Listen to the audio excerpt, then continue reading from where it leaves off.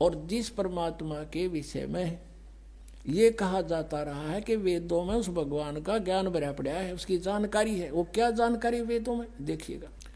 ऋग्वेद मंडल number 9 सूक्त number 1, ये देखिएगा। प्रकाशक हैं सार्वदेशिक आर्य प्रतिनिधि सभा, महर्षि सिद्धांत भवन, रामलीला मैदान, नई दिल्ली से। मुद्रक के Prince offset printers 1510 Pataudi house, Daryaganj, नई दिल्ली से। इसका 9वें मंडल का प्रथम सूक्त पढ़ेंगे। ये 9वां मंडल, 9वां मंडल। अब यहाँ से थोड़ा सा ये देखना है कि इन्होंने, क्योंकि ये भगवान को निराकार मानते रहे, इसलिए आगे चल के थोड़ा सा इन्होंने गड़बड़ की है, उसको यहाँ से पहचाना जाएगा। 1 नंबर मंत्र है मंडल नंबर 9 के सूक्त नंबर 1 का मंत्र 1। इसमें लिखा है कि हे परमात्मन, ठीक, यानी परमात्मा की जानकारी है ये। ऋग्वेद मंडल नंबर 9 सूक्त 1 मंत्र अब 2 पढ़ रहे हैं। इसमें लिखा कि हे परमात्मन आप, ठीक, और फिर तीसरे में हे परमात्मन आप, परमात्मन आप, चौथे में हे परमात्मन आप, यानी परमात्मा की महिमा चल रही है। और 5वें में हे परमात्मन आप तुमको, और फिर अब 6ठे में हे परमात्मन आप। अब 7वें में गड़बड़ होगी, इनके मुश्किल होगी, आगे तो भगवान को साकार लिखा है। अब 7वें में लिखना शुरू कर दिया उस पुरुष को, पुरुष को गड़बड़ करनी शुरू कर दी ना। अब 8वें में फिर लिख दिया उस पुरुष को, यहाँ लिखना था उस परमेश्वर को। अब थोड़ा सा ये कंसेप्ट फिर क्लियर करना पड़ेगा। अब इन वेदों के अनुवाद करता महर्षि दयानंद और उनके अनुयायी हैं। अब महर्षि दयानंद के सिद्धांत को वो फाइनल मान के चल रहे हैं कि भगवान निराकार है, और जो भी उसने लिखा है, जो भी मीनिंग दिए हैं, उसको वो सत्य मानकर उसके आदेश आधार से चलते हैं। अब देखिएगा, एक पुस्तक है महर्षि दयानंद द्वारा लिखी, ये है ओम, ये महर्षि दयानंद सरस्वती कृत ये पुस्तक है। ऋग्वेद आदि भाष्य भूमिका ये पुस्तक का नाम है। और ये कहाँ से छपी है? सार्वदेशिक आर्य प्रतिनिधि सभा, महर्षि सिद्धांत भवन, 3/5, आसफ अली रोड, दिल्ली 2 नई दिल्ली 2 से। ये देखिएगा, इसके ये सृष्टि विद्या विषय संक्षिप्त, ये एक विषय है इसका। ऋग्वेद आदि भाष्य भूमिका वही चल रही है। इसके पृष्ठ नंबर 125 पे इसने कंसेप्ट क्लियर कर दिया है। देखिएगा नीचे,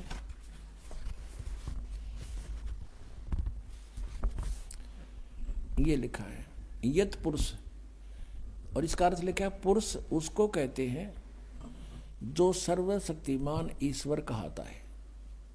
अंडरस्टूड हो गया? पुरुष माने परमेश्वर, पुरुष उसको कहते हैं, दानंद की लिखी हुई है, अनुवाद किया हुआ है, जो सर्वशक्तिमान ईश्वर कहता है, यानी सर्वशक्तिमान। ये भी इसने ना ईश्वर का वेरा था ना परमेश्वर का, फिर भी जो इनके अनुयायियों को ये मानने हैं कि दानंद ने जो कहा वो सच्ची है, यानी पुरुष माने परमेश्वर। तो अब फिर पढ़ेंगे इसको। अब सिद्ध हो गया कि पुरुष माने परमेश्वर। अब हम यहाँ जहाँ पर इन्होंने गड़बड़ी करने की सोची है, भी इसको इससे क्लियर कर लेंगे कि जहाँ पुरुष लिखा है वो परमेश्वर है, भगवान जो सर्वशक्तिमान का आता है वो उसको पुरुष कहते हैं। तो ये देखिएगा, अब हम वही आगे हैं। ऋग्वेद मंडल नंबर 9 सूक्त नंबर 1 का और मंत्र नंबर 6 तक तो ये परमात्मा लिखे गए, और 7वें में जब लागी लवा बात भगवान की साकार की सह शरीर की, वहाँ पुरुष लिखना शुरू कर दिया। क्यों सोचा को व्यक्ति के बारे में बात होगी, पुरुष माने उस परमात्मा को। अब देखो 8वें में कमाल कर दिया, उस पुरुष को यानी उस परमेश्वर को उग्र गतियां प्रेरणा करती हैं। ये बताएंगे आपको सृष्टि रचना में कि सब बहुविध जीवन कीन पुकारा, तपशिला पर जल रहे थे जब हाहाकार मच रहा था। भगवान वहाँ उनकी उन परिस्थितियों को देखकर वहाँ आए अपना ज्ञान समझाने के लिए। तो उस परमेश्वर को, पुरुष माने परमेश्वर सिद्ध हो गया, उस परमेश्वर को उग्र गतियाँ प्रेरणा करती हैं, यानी कुछ ऐसी स्थिति बन जाती जैसे ही हाहाकार मच रहा, कुछ जीवन नहीं रहा प्राणी का, एक माया जोड़न का उद्देश्य बन गया। तो उस समय में परमात्मा या स्वयं आते हैं या अपना दास कोई भेजते हैं अपनी पावर दे करके। तो उस पुरुष को उग्र गतियां प्रेरणा करती हैं। जब परमात्मा स्वयं आते हैं उस समय का जिक्र है। और भासमान शरीर को यानी तेजोमय शरीर को वह पुरुष यानी वह परमात्मा प्राप्त होता है। पुरुष माने परमात्मा। क्लियर हो गया। अब देखो ऋग्वेद मंडल नंबर 9 सूक्त नंबर 1 का आगे हम पढ़ रहे हैं। और जिसमें 3 प्रकार से दूसरों का वारण माने कल्याण करने वाला मधुमेह शरीर मिलता है। मधुमेह यानी बड़ा प्यारा शरीर मिलता है। वो 3 प्रकार के शरीर से सबका सब व्यवस्था को संभालता है। ये भी क्लियर हो गया। फिर उसमें से दूसरी प्रकार की जो लीला है वो यहाँ लिखी है कि अभी अदन्या उत्सरंती धेनुव शिशुम सोम इंद्राय पातवे। उस सोम स्वभाव वाले श्रद्धालु पुरुष को, ये पुरुष हटा दिया यहाँ पर, अमर पुरुष लिखना था। सोम माने उस चंद्रमा के से शीतल स्वभाव वाले भगवान अमर पुरुष को, और पुरुष माने यहाँ पर परमेश्वर समझो।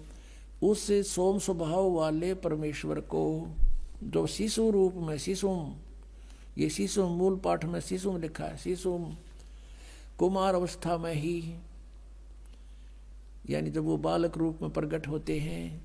अभी अधन्या, अधन्या माने बिना धनाई, जिसको सांड ने टच ना किया हो। कंवारी, अभी माने पूर्ण रूपेण, सब प्रकार से पूर्ण रूपेण अधन्या, जो सांड के द्वारा कभी सथाई ना गई हो। तो इस कहने का भाव कि कंवारी गायें गौवें धेनु गौवें तृप्त करती हैं। उनकी परवरिश की लीला इन कंवारी गायों के द्वारा होती है जब परमात्मा सी स्वरूप धारण करके आते हैं। ये तो बता दिया वेदों ने, और चारों वेदों में इसका रह रहकर प्रकरण है। बहुत कई प्रसंग है इसके। अब इसमें विशेष कंसेप्ट क्लियर है इसलिए एक ही दिखाते हैं, समय आने पर फिर और दिखाया करेंगे। अब वो सूक्ष्म वेद में लिखा है उस परमेश्वर ने जो लीला की थी आज से 600 वर्ष पहले, और उस समय क्या हुआ था ये देखिएगा। ये सूक्ष्म वेद है, इसमें दिखाते हैं आपको कि जब परमात्मा शिशु रूप धारण करके कमल के फूल पर लहर तारा नामक तालाब में प्रकट हुए, वहां पर एक अष्टानंद नाम के ऋषि साक्षी हैं इस बात के कि कोई ऊपर से तेज का गोला आया और उसने देखा ऊपर वो नहा धोकर सुबह सुबह वक्त से उस तालाब पर एकांत स्थान पर प्राकृतिक शांति के अंदर बैठकर अपना साधना करने की चेष्टा कर रहा था। एकदम आकाश से एक प्रकाश का गोला सा आया, उसने देखा, ध्यान से आंखें बंद होगी। जैसे सूर्य की तरफ हम देखते हैं, देख नहीं सकते, आंखें बंद होती हैं, फिर भी उसमें सूर्य का जो आकार है वो दिखाई देता रहता रहकर ऐसा अंदर हमारे फीड हो जाता है प्रतिबिंब। महर्षि अष्टानंद जी जो रामानंद जी के शिष्य थे, उसने जो उधर देखा वो सहन नहीं कर सका उस तेज को। आंखें बंद हुई तो उसमें क्या देखा है कि नवजात शिशु बालक का रूप दिखाई दे रहा, ऊपर से आ रहा है। दोबारा देखता है आंखें खोलकर, क्या देखा कि वो प्रकाश एक कोने में लहर तारा तालाब में उसी में सिमट जाता है। वो उठकर चला जाता, अपने गुरु जी से प्रश्न करता है कि भगवान मैंने ऐसे ऐसे देखा। तो रामानंद जी कहते हैं कि बेटा ये कोई अवतार गण आते हैं ऊपर से, तब ये तारा सा टूटा करता है। कोई ऊपर से अवतार आए हैं और यहाँ किसी कोई देव आया होगा, किसी माँ से गर्भ लेगा और यहाँ अपनी लीला करेगा। तो इनको तो इतना ही पता है कि इनके भगवान माँ से जन्म लेते हैं और वो स्वयंभू परमात्मा है। स्वयंभू, उसका कोई जन्म प्रदान करने वाला नहीं, स्वयंभू स्वयं प्रगट है, स्वयं ही वो प्रगट है, कोई इसका जन्मदाता नहीं है। उधर से नीरू नीमा नाम के 2 दंपति थे जुलाहे, वो स्नान करने के लिए वहां जाया करते थे। वो पहले ब्राह्मण थे, मुसलमानों ने उनको जबरदस्ती मुसलमान बना दिया था। वो भले ही मुसलमान बन गए थे लेकिन वो अपने आत्मा से भगवान शंकर को नहीं निकाल पाए थे, उन्हीं की अंदर से उसी की आराधना करते रहे। उस दिन भी उन्होंने यही कहा कि हे भगवान शिव जी, क्या हमारे लिए, उसकी पत्नी ने कहा क्या आपकी दासी के लिए आपके घर पे बच्चों की कमी पड़ गई, हमें भी एक खिलौना दे देते, हमारा भी जीवनाधार बन जाता। ऐसे करते हुए लहर तारा तालाब पर पहुंचे।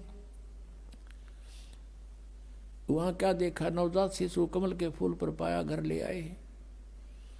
25 दिन के हो गए, ना जल पीवे ना दूध पीवे, और फले फूले ऐसे जैसे किलो दूध पीता हो बच्चा डेली, और स्वस्थ इतने।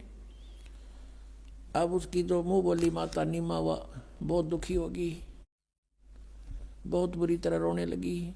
हे भगवान शिव जी, आपने या तो सुनना नहीं था या तो ये देना नहीं था, अब दे कर ले रहे हो भगवान। अब मैं नहीं जीऊंगी इस बालक बिना, ना जाने इस बच्चे ने मेरे पर क्या जादू कर दिया, मैं इसके बिना जीवित नहीं रह सकती। 25 दिन हो गए, कुछ खाया नहीं, अब ये मरेगा साथ मरूंगी मैं, पक्का इरादा। तब परमात्मा ने प्रेरणा की, शिव भगवान को करे करावे साइया मन में लहर उठा। शिव जी एक साधु रूप बनाकर वहां प्रकट हो गए, क्योंकि वो शिव जी को याद करके रो रही थी। तो पूछा, माई क्या बात है, क्यों रो रही है? सारी कथा बताई, सारी कहानी बताई कि एक दिन हृदय से पुकार की थी, 60 वर्ष की आयु होगी, संतान नहीं थी। एक दिन प्रार्थना की थी अपने शिव भगवान से, उन्होंने हमारी सुनी। एक लहर तारा तालाब के ऊपर कमल के फूल पर ये बालक दे दिया। अब ये बच्चा कुछ खा पी नहीं रहा है, 25 दिन का हो गया महात्मा जी। अब ये मरने वाला है, गेल मैं मरूंगी, इसके साथ मरूंगी, दरिया में डूब के, ये मेरा अटल इरादा है। तब उसने कहा, माई देखा तेरे बच्चे को, कहाँ है वो, लाई उठा के। माई ने सोचा महाराज के चरणों में डाल देती हूँ। जो ही उसने चरणों में डालना चाहा, परमात्मा आकाश में उड़ गए और शिव जी के सिर के पैर लला करके यहाँ ऐसे आकाश में हवा में स्थिर हो गए। तब शिव जी ने ऐसे किया, शिव जी के हाथों में आ गए। फिर परमात्मा बोले कि इनको कहो एक कंवारी गाय ले आवें और उसके ऊपर आप हाथ रख दियो महात्मा जी, वह दूध दिया करेगी, वह दूध पीऊंगा मैं। 7 बार बोले बच्चे, 7 बार चर्चा करी विष्णु परमात्मा ने शिव जी से। और वो देख रही नीमा भी, नीरू भी आ गया। नीमा देख रही है, वो ये सोच रही है कि इस महात्मा में इसी करामात है, मेरा बेटा आकाश में उड़ा दिया, इसी महात्मा में ये करामात है, यूँ बोल रहा है बच्चा 25 दिन का। अब कहते हैं जगत का पेखना पेखा, धनी का नाम ना लेखा। वो सारी करामात उस साधु की मान रही है। जैसा भी आदेश था, शंकर भगवान ने कहा कि नीरू जा एक कुंवारी गाय ले और कोरा बर्तन ला, कुमार के साफ छोटा सा, वो ले आया। भगवान शिव जी ने उस पर कमर पर हाथ मार दिया। लंबे लंबे सतन हो गए, दूध अपने आप सर्वित हो गया, उन थनों में से निकलना धार बंद गई। वो साफ पात्र जो लाए थे कुमार के घर से, वो नीचे रख दिया, पात्र भरते ही बंद हो गया। तो परमात्मा को दूध पिला गया, गट गट पी गए। अब ये लीला भगवान करता है, वेद बताते हैं, और करी भगवान के इतिहास बताता है, उनकी लीला बताते हैं कि उन्होंने ऐसा किया। तो परमात्मा कौन फिर? वेद बताते हैं कि वो कुंवारी गायों का दूध पीता है।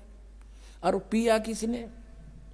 कृष्ण तो लागड़ गाँव रखा करता, 200 200 400 400 ये थे, इन्होंने पिया, कुंवारी गाय का पिया। इनकी जीवनी में लिखा हो, ये दिखाते हैं आप। ये है कबीर सागर, ये परमात्मा की लीला लिखी है इसके अंदर। ये 5वां वेद है, सूक्ष्म वेद, खेमरा श्री कृष्ण दास प्रकाशन बम्बई, ये वहाँ से प्रकाशित है। यहाँ प्रथम खंड कबीर पंथी भारत पथिक स्वामी युगलानंद बिहारी द्वारा परिष्कृत, यानी कबीर पंथियों का लिखा हुआ। दास ने अपनी तरफ से नहीं लिखा कुछ भी इसमें, किसी में। मुद्रक एवं प्रकाशक हैं खेमरा श्री कृष्ण दास, अध्यक्ष श्री वेंकटेश्वर प्रेस, खेमरा श्री कृष्ण दास मार्ग बम्बई, इतने। अब इस पे लिखा है ज्ञान सागर में, ये देखिएगा ज्ञान सागर के 74 पृष्ठ पे, ये 74 पृष्ठ है। इसमें कहते हैं, सुन जुल्हा बन भयो आनंदा, जिमी चकोर पायो निश्चंदा। जैसे रात में चकोर पक्षी ने चांद दिख जा, कहते ऐसे बच्चा मिला तो इतनी खुशी हुई। ले सुत चले हर्ष मन की ना, तासो पुन अस बोल ही दीना। सुत काशी को ले चले, लोग देखते आम, अन पानी बख्श नहीं, जुल्हा शोक जनाव। अब कुछ नहीं खावे, बालक लेकर आगे। तब जो लामन कीन तिवाना रामानंद सो कही उत्पाना। जैसे कोई बच्चे गड़बड़ हो जाए तो साधु संतों के पास जाके पूछते हैं हमारा बच्चा बहुत दूध नहीं पीता, कारण बताओ भगवान। महाराज जी तो मैं सुत पायो बड़ा गुणवंता, कारण कौन बखे नहीं संता। रामानंद से कहा कि महाराज जी हमारे बेटा बच्चा कुछ खा पी नहीं रहा, एक बालक मिला है मुझे कमल के फूल पर। रामानंद ध्यान तब धारा जुल्हा सो तब वचन उचारा, पूर्व जन्म तुम ब्राह्मण जाति, हरि सेवा की नी भली बाती। कुछ तुम सेवा हरि की चूका, ता तो भय जुल्ह का रूपा। प्रीति प्रभु गई तो लीना, ताते उद्यान में सुत तो दीना। तेरी प्रीति को सुनकर भगवान ने जंगल में तुझे पुत्र दिया। हे प्रभु जस कीन तस पायो, आर्त हो तो दर्शन आयो। अब नीरू कह रहा है कि मेरे साथ जो बनी सो बनी, पर और दुख हो गया। सो कहिए उपाय गुसाई, बालक अक्षु दावंत कुछ खाई। भूखा बेटा बच्चा कुछ खाओ, ऐसा व्यवस्था करो।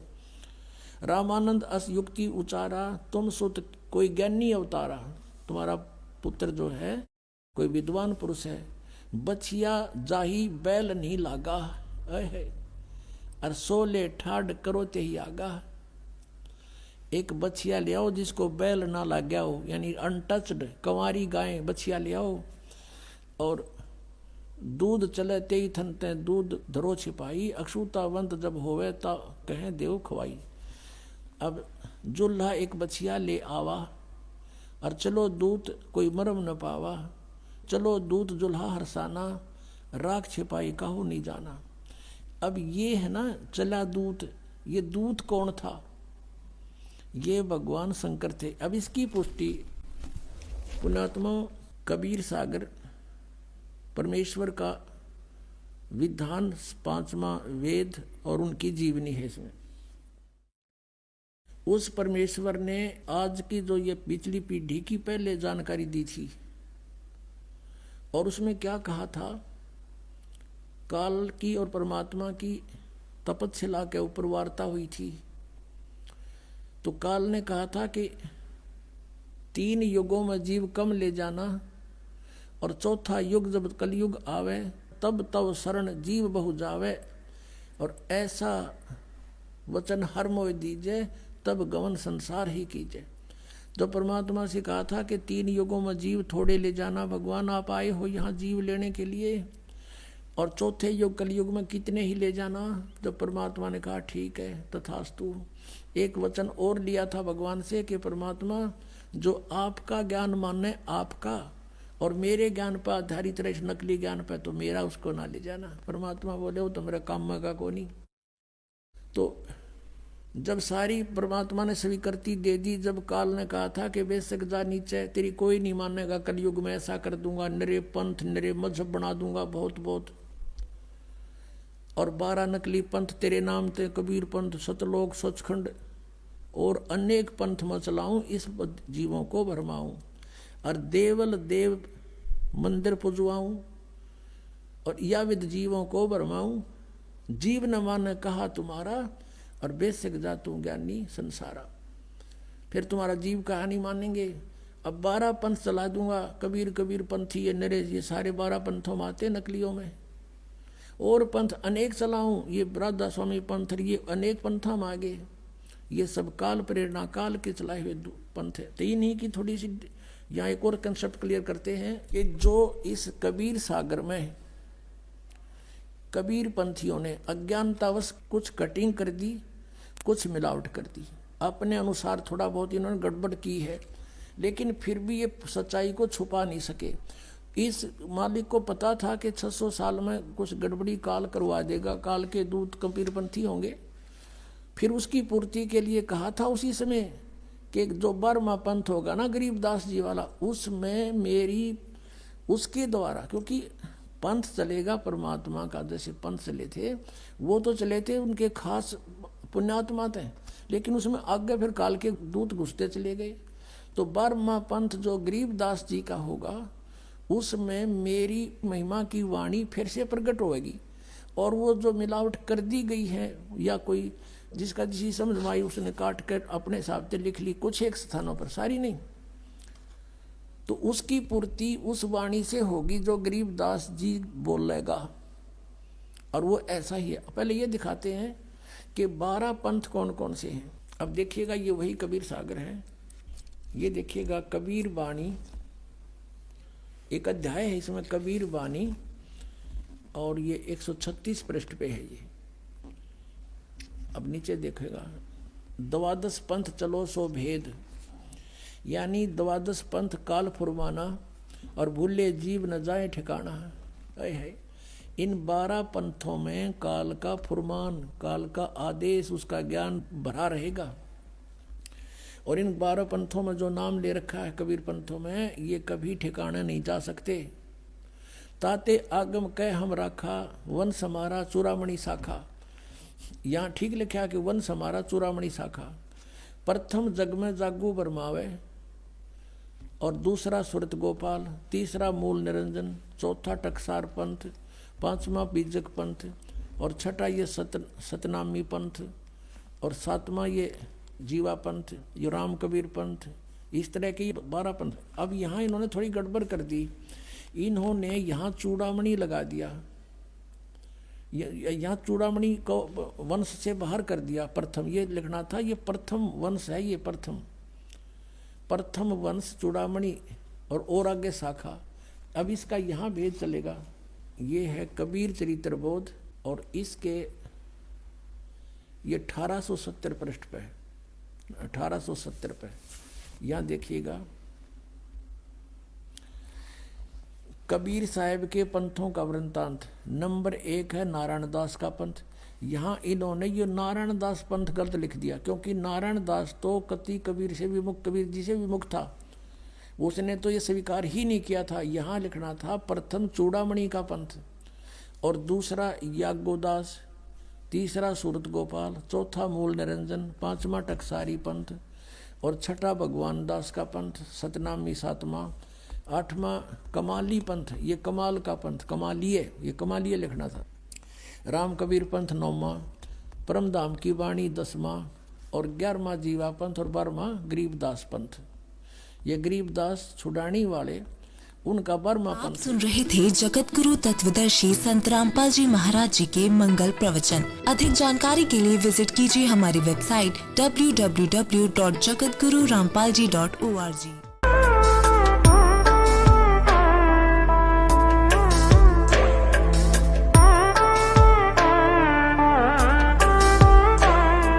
Subscribe now and press the bell icon. Never miss an update.